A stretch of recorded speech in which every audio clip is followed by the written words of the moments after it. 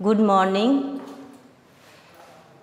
आप लोगों को मैं पिछली कक्षा में या पिछले एपिसोड में वर्ण से शब्द तक के बारे में बताई थी। वर्ण उस मूलध्वनि को कहते हैं जिसके खंड या टुकड़े नहीं किए जा सकते। वर्णों के मेल से जो सार्थक शब्द बनते हैं उसी को हम शब्द कहते हैं। यानी कि वर्णों के मेल से बने सार्थक शब्द को हम शब्द कहते हैं। जैसे कि क जोर म जोर ल कमल, तो कमल का मतलब होता है एक फूल। यहाँ पे सार्थक शब्द का मतलब हुआ कि कमल का कुछ अर्थ निकलता है। वैसे अगर हम सार्थक वर्ण का मेल हम नहीं करेंगे तो शब्द का कोई अर्थ नहीं रहेगा। हमारे हिंदी वर्णमाला में 11 स्वर्ण वर्ण हैं और 33 व्यंजन वर्ण हैं। वर्णों के समूह को वर्णमाला कहते हैं। वर्ण भाषा की सबसे छोटी इकाई है। तो पिछले एपिसोड में मैं आपको संयुक्ताक्षर के बारे में बताई थी। आज मैं वर्ण से शब्द तक में इन चिन्हों का जो प्रयोग होता है उसे मैं बताने जा रही हूँ। अनुस्वार। अनुस्वार क्या होता है? तो आज हम अनुस्वार के बारे में जानेंगे। तो और पिछले एपिसोड में मैं पंचम वर्ण के बारे में भी चर्चा की थी। पंचम वर्ण होता क्या है? तो कहता है कि पंचम वर्ण जब आपस में अनुस्वार नहीं बनते, जैसे अम्मा, तो पंचम वर्ण आपस में अनुस्वार नहीं बनते जैसे अम्मा। अम्मा, आप इसी से समझ सकते हैं कि जब हम वर्ण का ऐसे शब्द होते हैं जहाँ पे हम अनुस्वार का प्रयोग नहीं करेंगे, यहाँ पे हमें वर्ण को शो करना पड़ता है। आप जानते हैं अनुनासिक अनुस्वार। अनुस्वार क्या होता है? जब किसी भी शब्द पर जब हम पंचम वर्ण का प्रयोग करते हैं तो वहाँ पे हम अनुस्वार के रूप में लिखते हैं। जैसे कि गंगा, चंचल। अब अनुस्वार का जो है प्रयोग देख लेते हैं। अब होता है अनुनासिक। अनुनासिक क्या होता है? अनुनासिक का मतलब होता है चंद्र बिंदु, जिसको हम लोग जानते हैं चंद्र बिंदु। अनुनासिक एक चिन्ह है। अनुनासिक एक ये चिन्ह है। अनुनासिक जो है वह स्वरों का गुण रूप लेके होता है। यह सदा स्वरों के साथ रहता है। यह सदा स्वरों के साथ रहता है। प्रत्येक स्वर यानी कि प्रत्येक स्वर अनुनासिक भी होता है। प्रत्येक स्वर अनुनासिक भी होता है। जैसे कि अ पे देखिए, आ पे देखिए, ये रहा। उसके बाद जैसे अंधेरा, अंधेरा।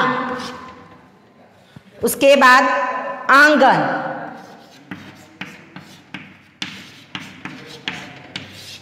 आंगन।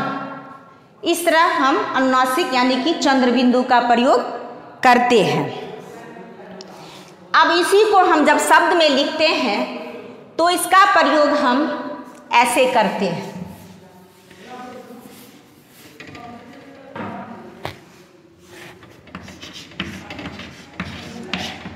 मैं और क्योंकि,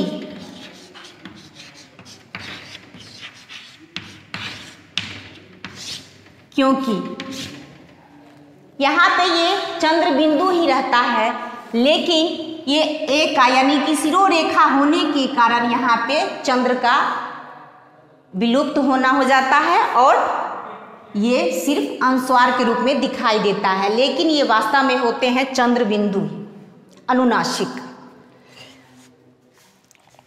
शिरोरेखा के ऊपर मात्रा के साथ अनुनासिक को हम बिंदु के रूप में इंगित करते हैं। जब किसी शब्द में हम शिरोरेखा यानी कि ऊपर का जो भी मात्रा हम देते हैं, वहाँ पे हम अनुनासिक को बिंदु के रूप में प्रकट करते हैं।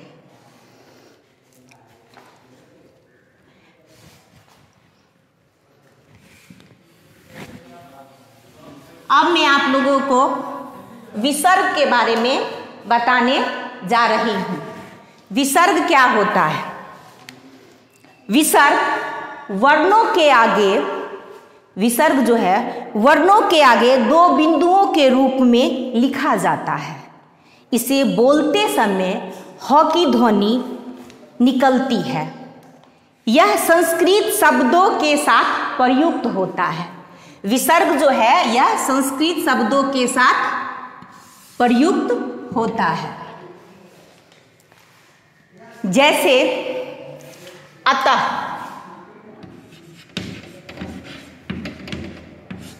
अतः, स्वतः, प्रातः,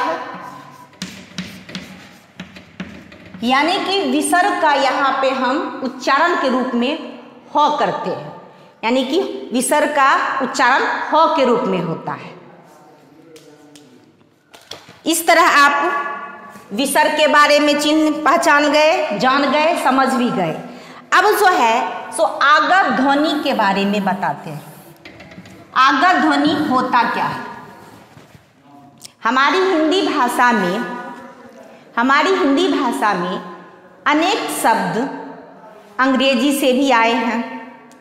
इन शब्दों का शुद्ध उच्चारण करने के लिए हम इस आगत चिन्ह का प्रयोग करते हैं। यानी कि जो अंग्रेजी भाषा हमारी हिंदी भाषा में आए हैं, उनको शुद्ध रूप से उच्चारण करने के लिए हम आगत चिन्हों का प्रयोग करते हैं। जैसे बॉल, डॉक्टर,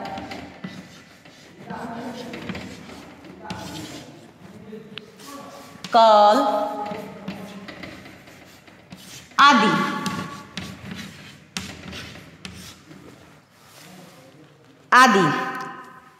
तो ये लिखने का तरीका होता है और इस चिन्ह से हम जान लेते हैं कि यह आगत चिन्ह यानी कि विदेशी ध्वनि है और इसका प्रयोग हम यहाँ पे कर सकते हैं। ये इसकी पहचान है अंग्रेजी भाषा में। अब लेते हैं नुक्ता। हिंदी भाषा में नुक्ता का क्या प्रयोग है? नुक्ता हमारी हिंदी भाषा में भी जैसे अंग्रेजी शब्द आए हैं, उसी तरह उर्दू, फारसी और अंग्रेजी के शब्द भी घुल मिल गए हैं। इन शब्दों के शुद्ध उच्चारण के लिए हम इन शब्दों में नुक्ता का प्रयोग हम शुद्ध उच्चारण के लिए करते हैं, ताकि हम अपनी हिंदी वर्णमाला में इनका प्रयोग करके शुद्ध रूप से उच्चारण कर सकें। मान लेते हैं कि हम ये जमीन लिखेंगे तो ये गलत हो जाएगा। इसका प्रयोग हम ऐसे करेंगे, जमीन। ऐसे अगर हम बोलेंगे तो जमीन हो जाएगा, वो गलत हो जाएगा। अब इसका हम प्रयोग उच्चारण करके देखेंगे, जमीन, जमीन, ज का प्रयोग ऐसे करते हैं।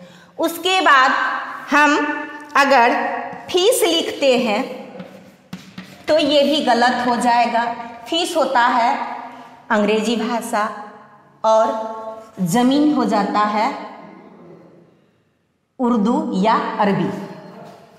तो फीस में हम फ के नीचे में नुक्ता लगाएंगे। तो अब ये हो जाता है फ, ऐसे बोलते हैं, ऐसे बोलेंगे फ, फ, यानी कि फीस, ये सही उच्चारण होगा।